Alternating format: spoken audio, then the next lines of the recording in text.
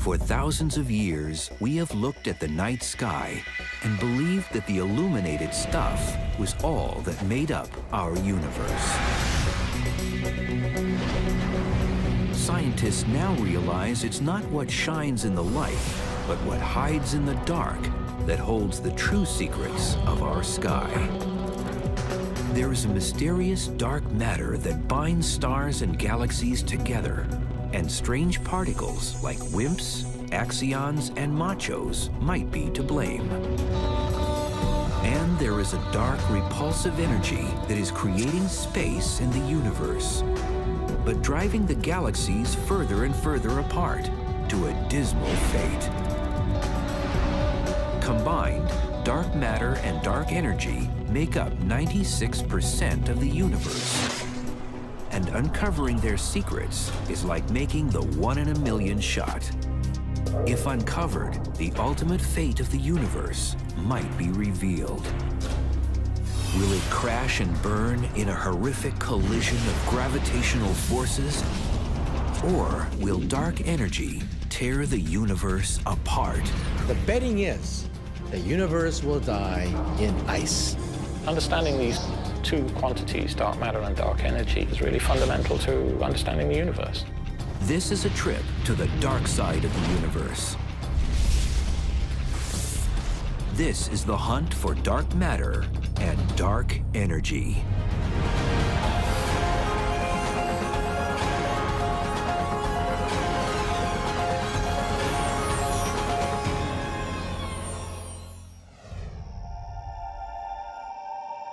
Dark matter is unlike anything we have ever encountered on Earth.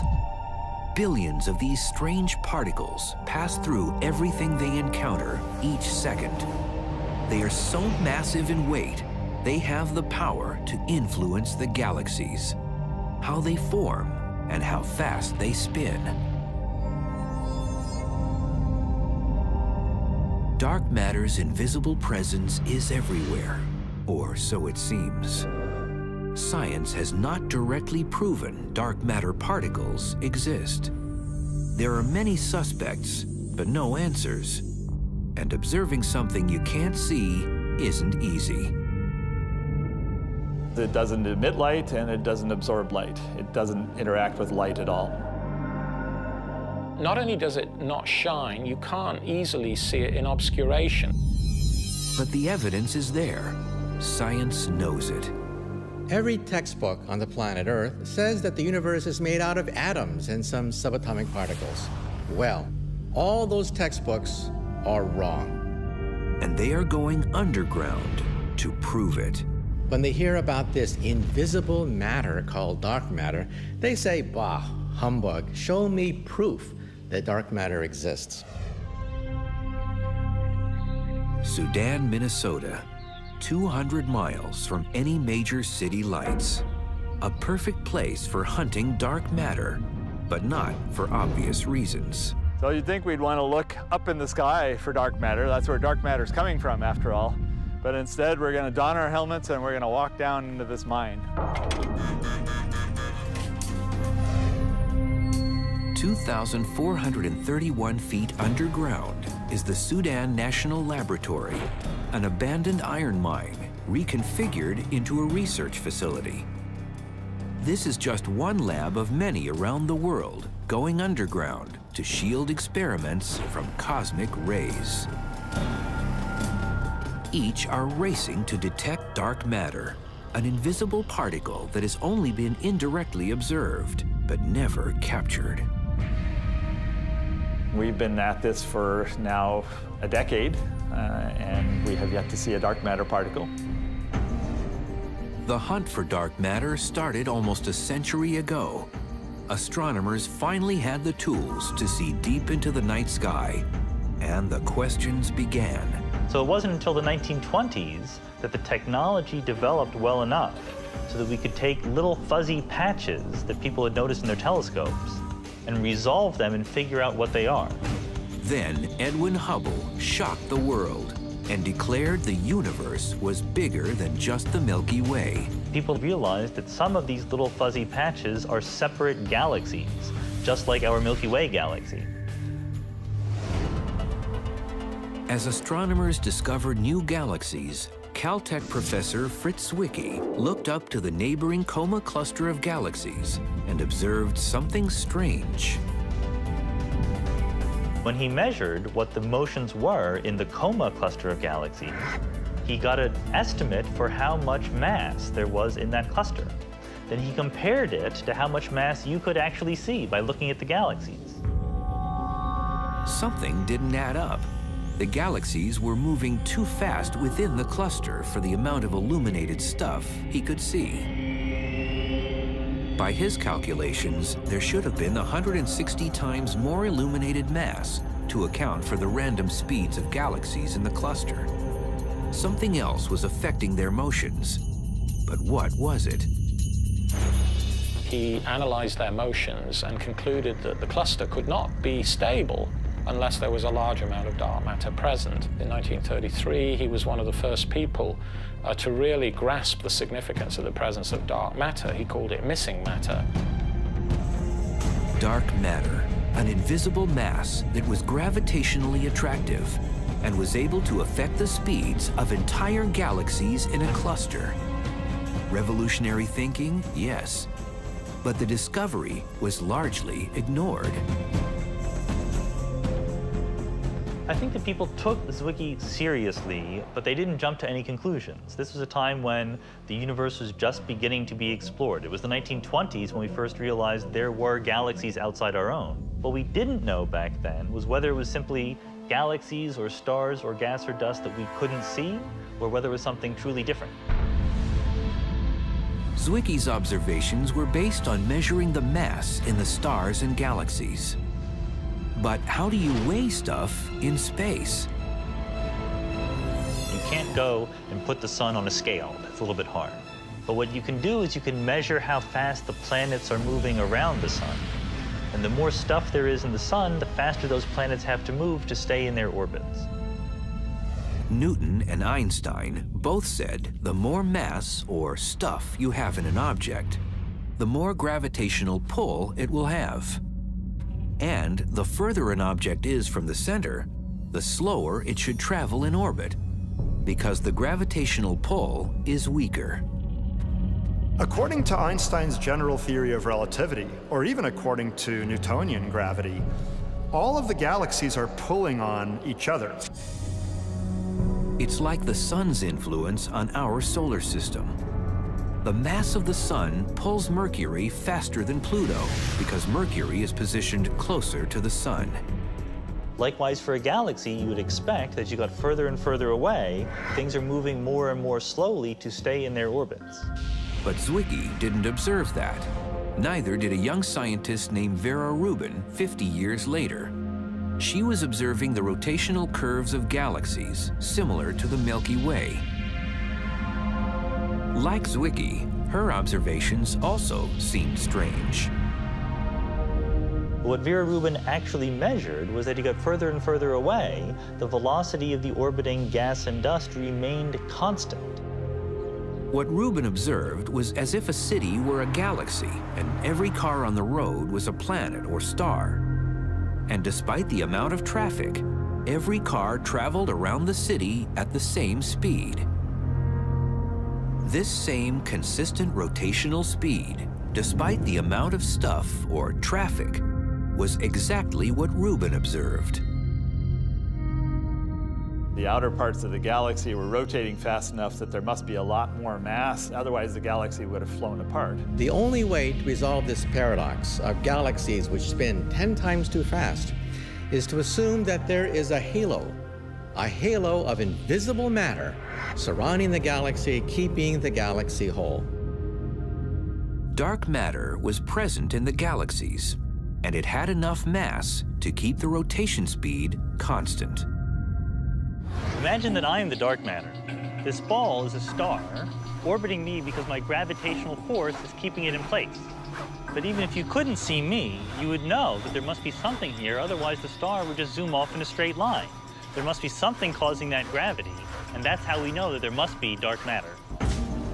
Rubin estimated that there was 10 times more dark matter than ordinary illuminated stuff. Since then, We've analyzed hundreds of galaxies, and they all have the same pattern. They all rotate too fast for their own good, and they need dark matter to hold them together. This time, science paid attention and started to wonder, what is dark matter? How do you find something that is invisible in space? They needed to see just where dark matter was hiding out in the universe. And even if they couldn't see it, science realized that dark matter exposed itself by bending light that passes through it. It's called gravitational lensing, and it's a virtual spotlight that uncovers any invisible stuff in the universe. What it does do is it does what all matter does, and that it can deflect the light ray. So a light ray can be deflected in its path by dark matter. By tracing the battered light's path, gravitational lensing detected dark matter concentrated in the halos of galaxies. Gravitational lensing proved to be infallible, and dark matter's presence was suddenly revealed. This technique of gravitational lensing is the most precise because we can actually pinpoint not just how much dark matter there is, but how it's distributed in its position on the sky. And that's because we can measure the distortion of the light rays passing through the dark matter. How do you know that your glasses are there? Because it bends light. In the same way, by looking at Hubble space pictures of the universe and looking at the distortion of light as it goes through galaxies, we actually have maps of dark matter. Most of the mass of a galaxy is from the dark matter. The ordinary matter accumulates in the gravitational field of the dark matter.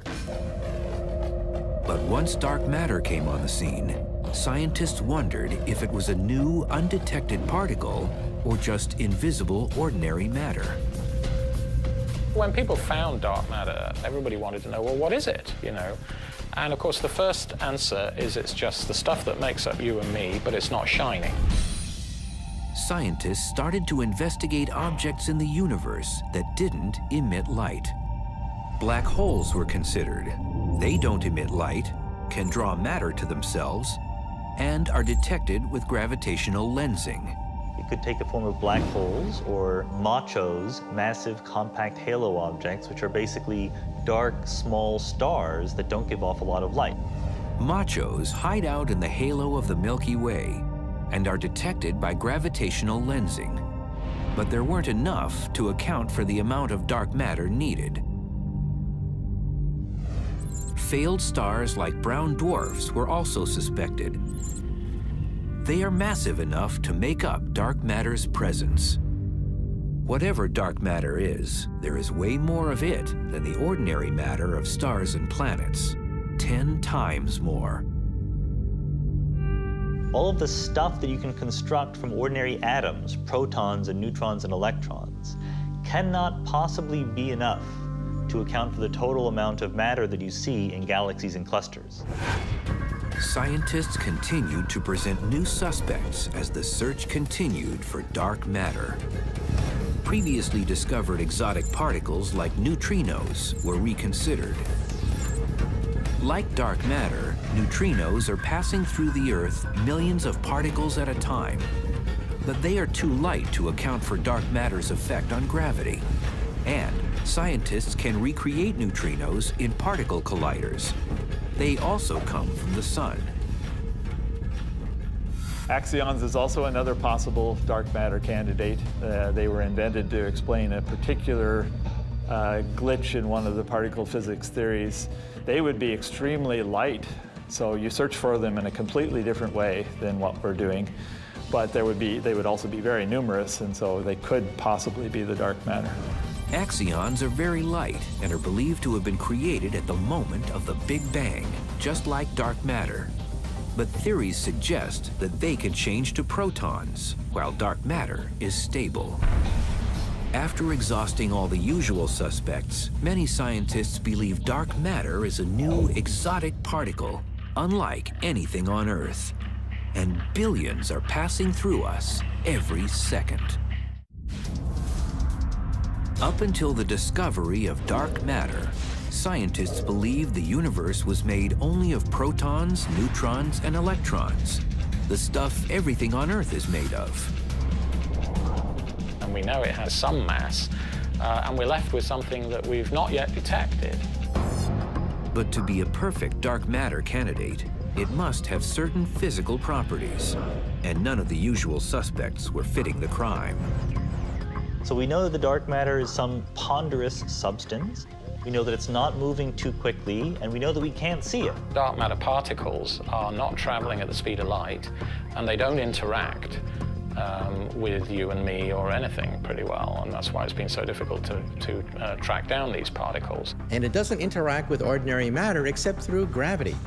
If I had some dark matter in my hand, it would have weight, but first it would dissolve right through my fingers. There aren't any candidates for cold dark matter within what we call the standard model of particle physics. Like an invisible man passing through walls, dark matter is passing through Earth billions of particles at a time, never colliding with ordinary matter. So the most popular idea for what the dark matter could be is something called a WIMP. WIMPs are weakly interacting massive particles. They have not been detected, but their characteristics match the perfect dark matter candidate. At the Sudan laboratory, the Fermilab team has gone underground, braving thousands of bats to try and capture a WIMP particle. This is called the Cryogenic Dark Matter Search.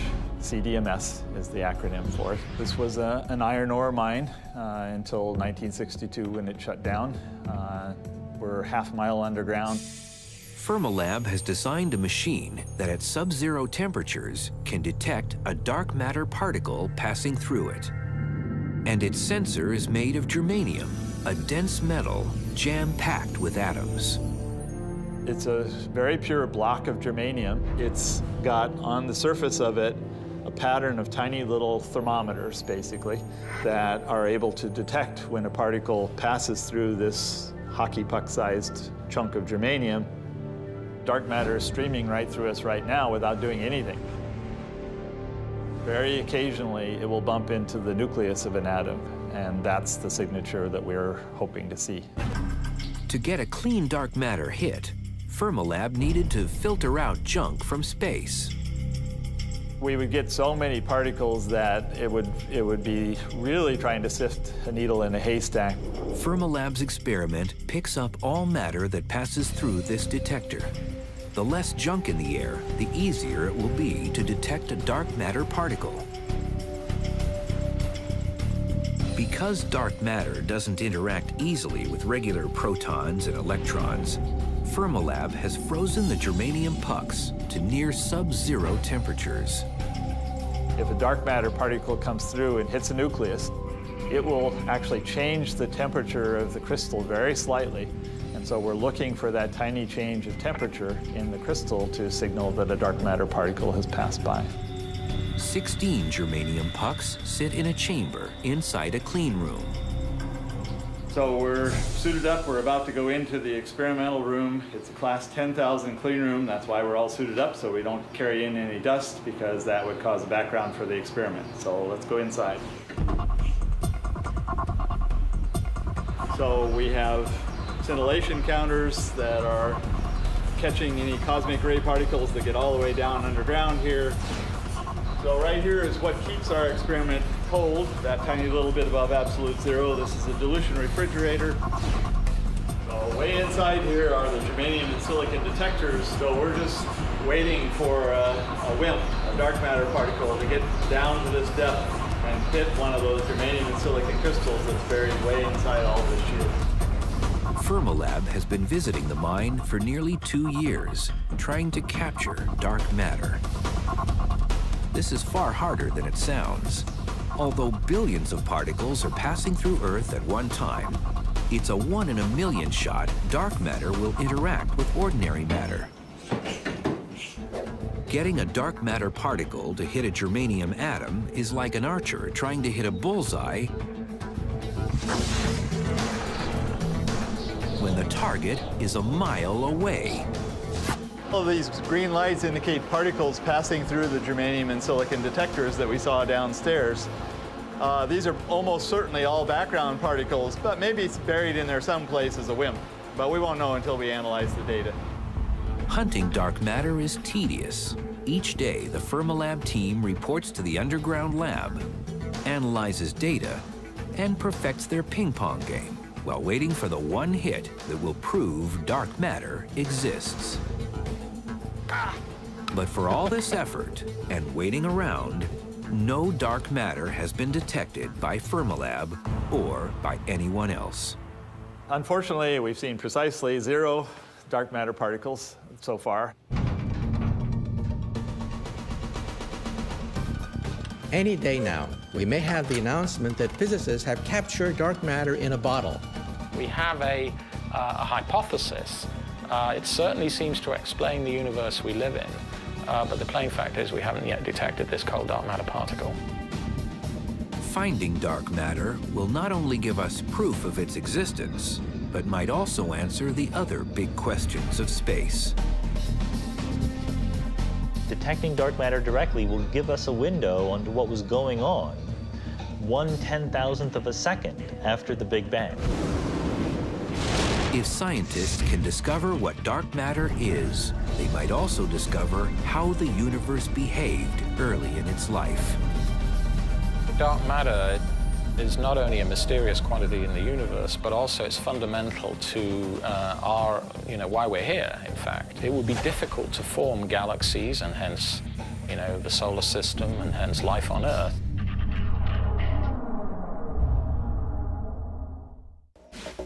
The story of dark matter and dark energy can't be told without going back to the beginning of time, to the moment of the Big Bang, when space didn't exist.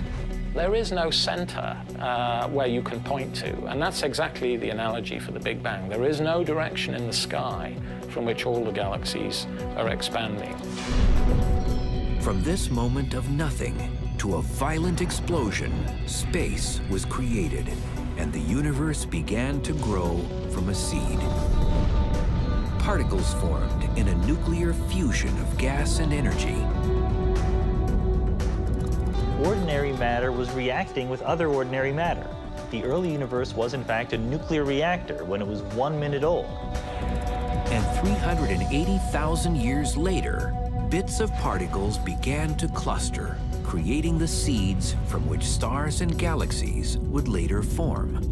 Bigger lumps grow to form yet bigger lumps, and so gravity is slowly pulling force, bringing objects together. What scientists now realize was that at the moment of the Big Bang, dark matter was created. And it played a critical role in helping ordinary matter clump together to form stars and planets. Like steel girders used on a building site, dark matter's slow-moving particles acted like scaffolding upon which ordinary matter could attach itself.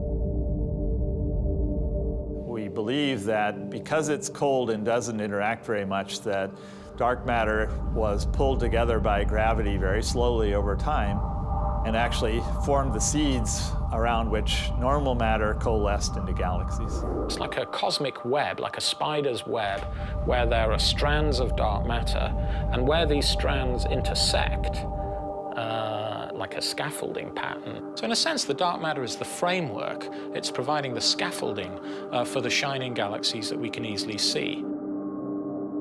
Are really like the Christmas tree lights. They're not the actual Christmas tree. They're the things that are visible from very, very far away. But the reality of a galaxy is a big halo, most of which you don't see. You see the shiny bits that are stars and planets that have accumulated at the center of that large halo, which is mostly dark matter. Scientists have long wondered why galaxies formed in seemingly random patterns across space. Now scientists know it's because of dark matter's gravitational pull. The universe is not uniform at all, but has voids, it has clumps, it seems to have bubble-like regions. What we now believe is due to dark matter. In the last year, astronomers have been able to take their theory one step further and create a detailed 3D map of dark matter in the universe using gravitational lensing. And Einstein said that gravity affects everything, just like gravity is caused by everything. So one of the things that is affected by gravity is light itself. Because when light goes through dark matter, it bends, just the way light bends when it goes through glass. And light doesn't discriminate between ordinary matter and dark. Both types of matter batter light's path as it travels through galaxies. Like plotting a course on a map, astronomers have traced thousands of light sources as they pass through dark matter. It has given science the most accurate picture yet of where dark matter hides in space. We can compare that map of the dark matter with where the galaxies are. And lo and behold, we find that the dark matter is acting as the skeleton. It is the backbone around which the visible material is clumping. By mapping the universe, astronomers can also look back in time and predict how much matter was created at the Big Bang. So if you know how lumpy the universe appears now, and when it was half its current size, and when it was half its current size before that, you can infer the total amount of stuff in the universe. It gives us another very nice way of matching on to what we believe is the total amount of dark matter.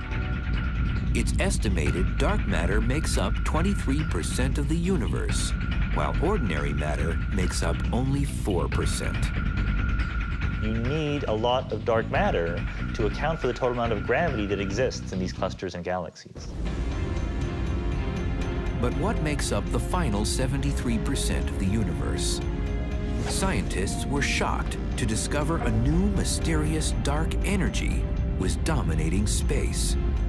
And its repulsive energy is driving the galaxies apart.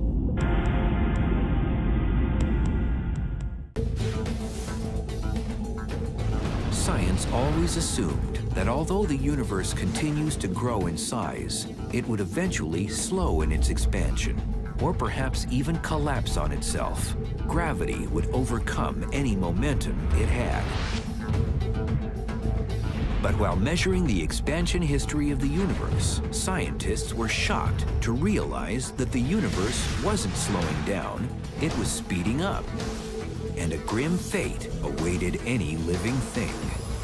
The universe will disintegrate, and temperatures will become so cold that any intelligent life will freeze to death.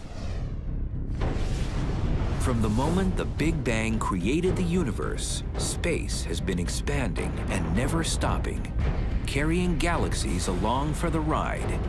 The space in between the galaxies is expanding, but galaxies are not expanding. The Earth is not expanding, the solar system is not expanding.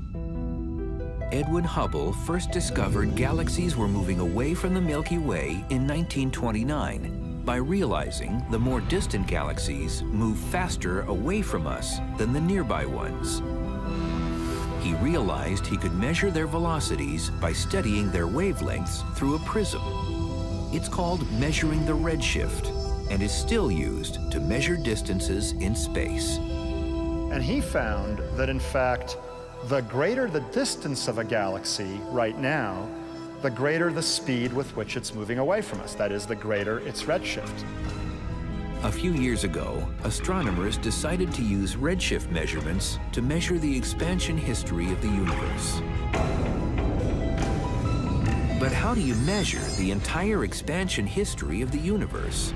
How do you travel back 12 billion years in time?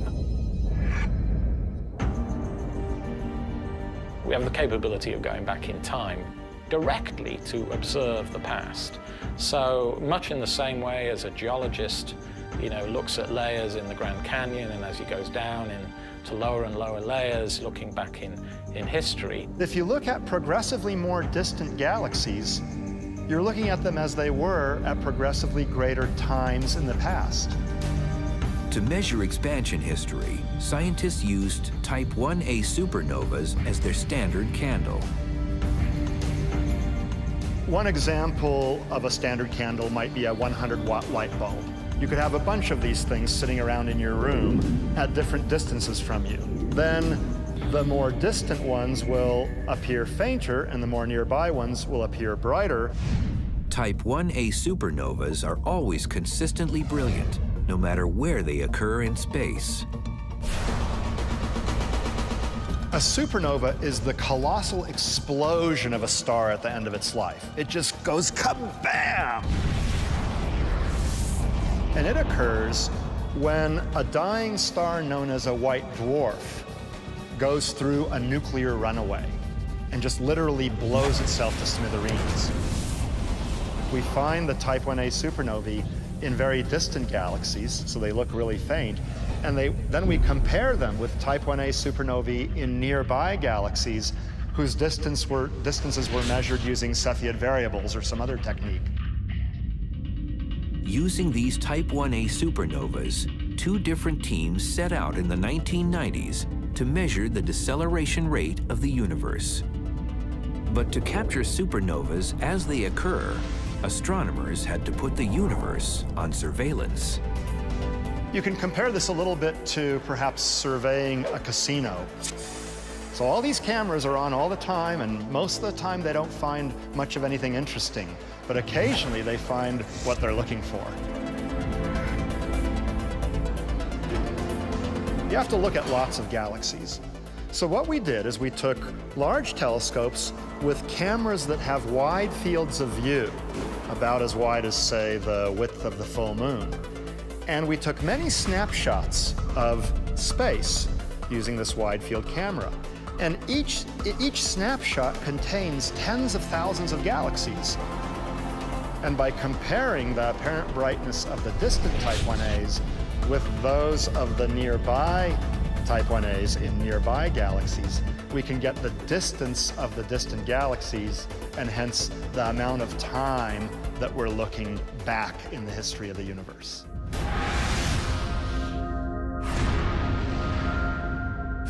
After the two teams studied the results of 60 Type 1a supernovas, scientists were shocked at their results. The universe wasn't slowing down, its expansion was speeding up. We all expected that expansion to be slowing down with time, because after all of the galaxies are pulling on one another.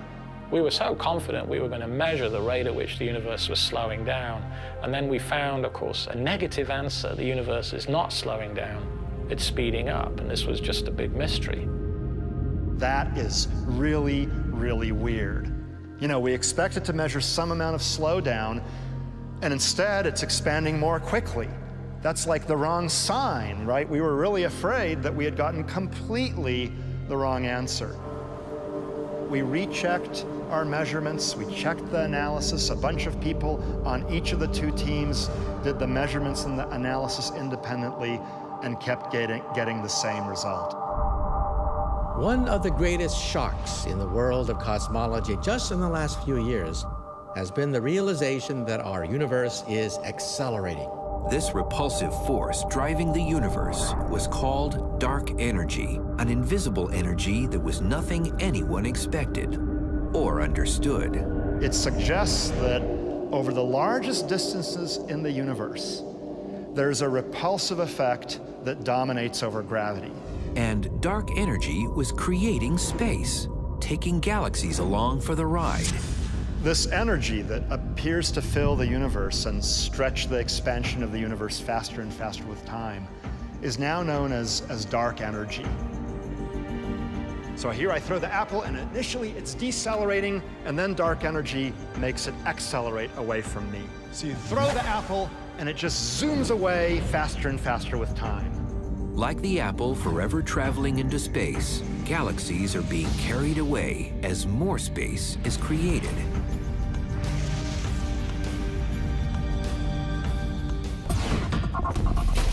So if you could imagine, a classroom populated by chairs, and those chairs are slowly getting further apart from one another within a classroom. Because if all the chairs are being stretched apart, like in the expanding universe, no matter which chair you sit on, you will find all chairs are moving away from you. So the chairs are not really expanding. In fact, the chairs are the same size, really. What's happening is that the room is getting bigger. The space in between the chairs is being stretched apart. More space is being created in between the galaxies. So you have individual galaxies remaining of constant size in a universe where all of space is getting bigger and bigger. Dark energy is very different from dark matter. It doesn't clump up like galaxies do in clusters or like stars do in galaxies. Instead, it appears to be pretty uniform, and we find the same amount of acceleration no matter which direction we look at. It's probably smooth, although some people believe there may be structure in its distribution and its influence. Dark energy is the energy of the vacuum, the energy of nothing. Even nothingness has energy, and it's pushing the galaxies apart, creating a runaway universe. It appears dark energy and dark matter have been at war with one another since the beginning of time. Science believes dark energy was created along with dark matter at the moment of the Big Bang. It has always existed in the universe, but gravitational forces of dark matter kept it in check, slowing down the expansion of space during the first 9 billion years of time. This changed 5 billion years ago when the universe grew big enough so that dark matter was dispersed throughout the universe, and dark energy wasn't so affected by dark matter's pull. As a result, the universe began to expand at an accelerated rate. Dark energy is a constant term. That was probably very insignificant when the universe was hot and dense in the beginning, and so it doesn't really matter whether dark energy is there or not. It is there, but it just plays no role at all. And then as the universe gets cooler and less dense and bigger, so gravity becomes less important, and then dark energy takes over. It's a property of space that we don't yet fully understand. As the universe expanded, astronomers realized dark energy won its struggle with dark matter and started the acceleration 5 billion years ago. So there came a time, about 5 billion years ago, when the dark energy started dominating over the attractive matter in the universe. So in a sense, if you plot the force versus time, the gravitational attraction is declining with time, the repulsion is increasing with time, and about 5 billion years ago, the two curves crossed, and that's when the universe started accelerating in its expansion. Dark energy is fundamental to understand because it tells us where the universe is going. What's the fate of the universe? Is it going to expand forever and get cold and dark? Or is there, some end in sight? Dark energy now drives the expansion of the universe, and it doesn't seem to be stopping. The repulsive effect of the dark energy increased because the more space there is between galaxies, the greater is the cumulative effect of the dark energy, the repulsive effect.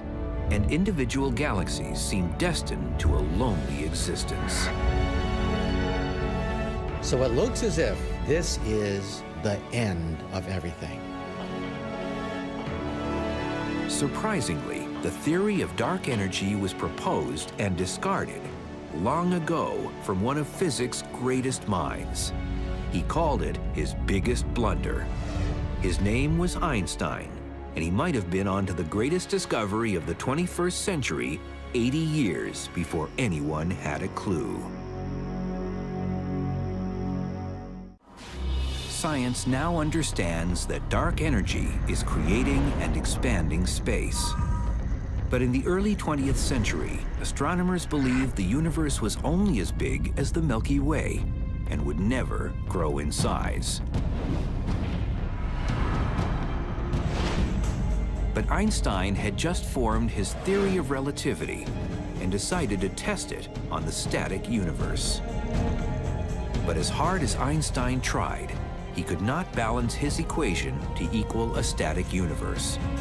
His calculations showed a universe that must either expand or contract. He realized that if you had a universe that was smooth, that was uniformly distributed with stuff, his theory unambiguously predicted that it should either be expanding or contracting. So Einstein proposed a repulsive vacuum energy that would hold the universe in balance with attractive gravity. He called it his cosmological constant, a constant energy that would hold the universe in balance. He introduced the cosmological constant, or dark energy, to hold the universe static. When Hubble announced space was expanding, suddenly Einstein's cosmological constant seemed irrelevant, and he labeled it his biggest blunder. Now it turns out that dark energy, the concept that he threw away back in the 1920s, is in fact the dominant force blowing the universe apart. Einstein's so-called blunder will eventually determine whether or not the universe dies in fire or ice. And the betting is the universe will die in ice. In trying to survey how the universe behaves, Einstein had erroneously predicted dark energy and what is the total makeup of the universe. The total amount of stuff in ordinary matter and dark matter is not enough to account for the curvature of space that we observe. Like looking across a horizon on Earth, the size of the universe is so great the curvature of space appears flat. Add ordinary matter, and dark energy together. That makes a prediction for the curvature of space, and that prediction comes spot on. You get the right answer. Our satellite data now has revealed the fact that 73% of the matter-energy content of the universe is dark energy. Dark energy, which was once Einstein's blunder, is now known to be the dominant force in the universe. His blunders are our great discoveries. Scientists are at the very beginning of understanding what effect dark energy will have on the fate of the universe. Ideally, we'd like to measure how dark energy is behaving as the universe ages. Eventually, when the dark energy completely dominates over dark matter, the universe will enter a stage known as exponential expansion. For every given unit of time, it'll double in size. And unless the dark energy changes sign someday and becomes gravitationally attractive, the fate of the universe is to expand forever, more and more quickly with time. We don't understand, if the vacuum energy is driving the acceleration of the universe, why it has the amount it does. That is one of the deepest puzzles remaining in theoretical physics today. Trillions of years from now, it's going to be a very lonely place. We'll look up in the sky, and the skies will be practically dark. The oceans will freeze over, and it looks as if this is the death of all intelligent life. It looks as if dark energy and the laws of physics are a death warrant to all intelligent life in the universe. In discovering dark matter and dark energy, science is one step closer to defining the theory of everything.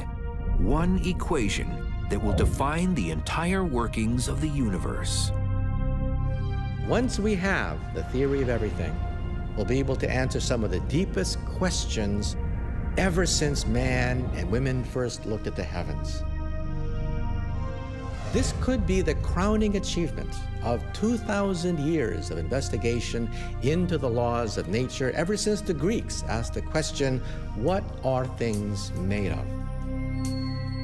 For now, dark matter and dark energy continue to be the greatest cosmological questions of the 21st century. It's certainly frustrating, yes. I mean, it's humbling, too, to know that, all we know about physics is restricted to normal matter, and yet there's all this other dark matter and dark energy that we really understand very little about. It's the beginning of a new era and the mysteries of the dark side of the universe. It's the Wild West as far as particle astrophysics, which is what we call this field. It's a property of space that we don't yet fully understand.